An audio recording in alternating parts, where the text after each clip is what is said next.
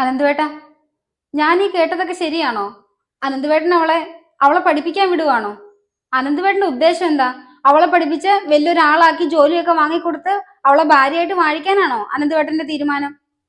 നിമ്മി, ജാനകിയെ പഠിപ്പിക്കാൻ വിടുന്നതിന് നിനക്കെന്താണ് ഇത്ര പ്രശ്നം? ആ കുട്ടി നിനക്കൊരു പ്രശ്നത്തിന് വരുന്നില്ലല്ലോ. ജാനകിയെ പഠിപ്പിക്കാൻ വിടുന്നത് എന്റെ മാത്രം തീരുമാനമാണ്, ഈ അനന്തകൃഷ്ണന്റെ തീരുമാനം.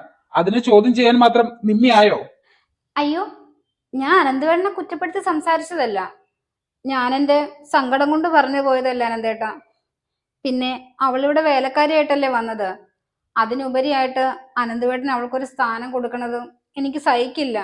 അതുകൊണ്ട് പറഞ്ഞു പോയതല്ലേ അനന്തുവേട്ട.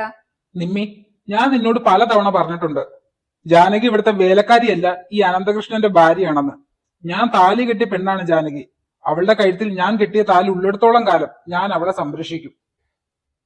അനന്തുവേട്ട, അനന്തുവേട്ടനപ്പം അവളെ ഭാര്യയായിട്ട് അംഗീകരിച്ചോ? അപ്പം ഈ ഞാനോ? എന്റെ സ്നേഹം അനന്തുവേട്ടൻ ഇത്ര പെട്ടെന്ന് മറന്നു കളഞ്ഞോ? ഞാൻ ഞാൻ അനന്തുവേട്ടന് വേണ്ടിട്ട് മാത്രമല്ലേ ഇപ്പോഴും കാത്തിരിക്കുന്നത്. അത് അനന്തുവേട്ടൻ എന്താ ഓർക്കാത്തത്? നിമ്മി, നീ നിന്റെ സ്നേഹത്തെ പറ്റി പറഞ്ഞല്ലോ. ഈ അനന്തകൃഷ്ണന്റെ ജാതകത്തിൽ ഒരു ദോഷം വന്നപ്പോൾ എവിടെയായിരുന്നു നിന്റെ ഈ പറഞ്ഞ സ്നേഹം?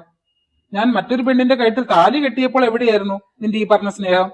അത്രയ്ക്ക് സ്നേഹം നിനക്ക് എന്നോട് ഉണ്ടായിരുന്നെങ്കിൽ മറ്റൊരു പെണ്ണിന് വേണ്ടിയിട്ട് നീ എന്നെ വിട്ടുകൊടുക്കുമായിരുന്നോ?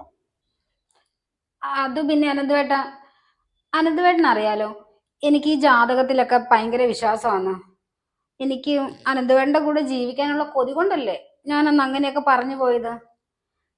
പിന്നെ ആർക്കായാലും സ്വന്തം ജീവന് കൊതി കാണൂലേ അനന്തുവേട്ട. അത് തന്നെയാ ഞാൻ പറഞ്ഞത്. നിനക്ക് ഈ അനന്തകൃഷ്ണന്റെ സ്നേഹത്തെക്കാൾ വലുത് നിന്റെ ജീവനും ജീവിതമാ. പക്ഷെ ജാനകി അങ്ങനെയല്ല. സ്വന്തം ജീവൻ അപകടത്തിലാണെന്ന് അറിഞ്ഞിട്ട് പോലും ഒരു വാക്കുകൊണ്ട് പോലും എന്നെ ഇതുവരെ കുറ്റപ്പെടുത്തിയിട്ടില്ല. അതാണ് നീയും അവളും തമ്മിലുള്ള വ്യത്യാസം. അനന്തുവേട്ടൻ എന്താ പറഞ്ഞു വരുന്നത്?